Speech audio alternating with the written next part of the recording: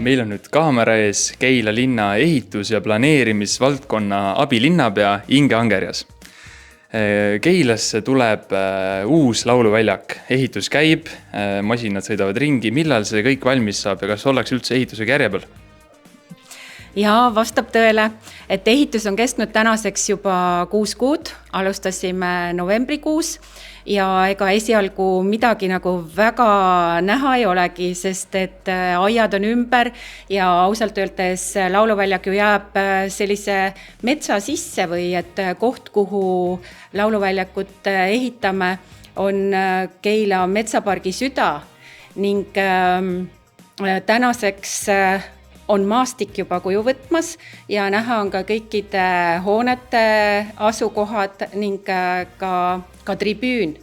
Nii et ehitus läheb täiesti plaanipäraselt ja loodame järgmise aasta 30. aprilliks lauluväljaku valmis saada. Millal toimub avamine sellel lauluväljakul? Jah, et kui 30. aprill on see kuupäev meie jaoks, et kõik peab olema valmis ja ehitusplats koristatud, siis avaüritus on planeeritud juuni alguseks, 9. juuni ja see on maakonna laulu- ja tantsupidu.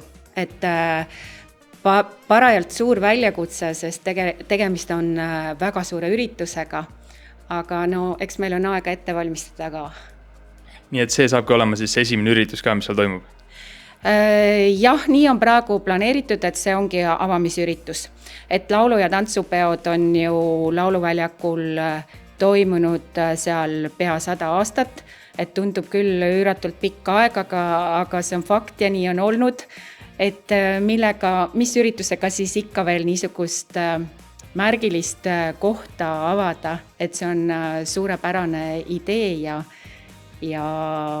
loodame, et saab ellu viidud. Kas mõni üritus on veel juba kuskile meili saatnud, et tahaks midagi korraldada, mõni kontsert või muu üritus või need on veel ebakindlad ja salajased?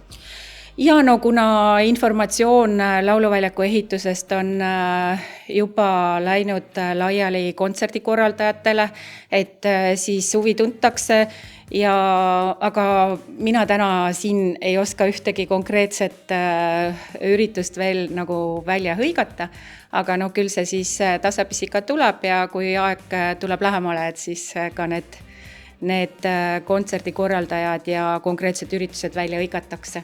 Meil on olemas ka oma kodulehekülg, et sinna siis informatsioon uueneb ja nii et seda ka nagu jälgida. Väga põnev, jääme ootama!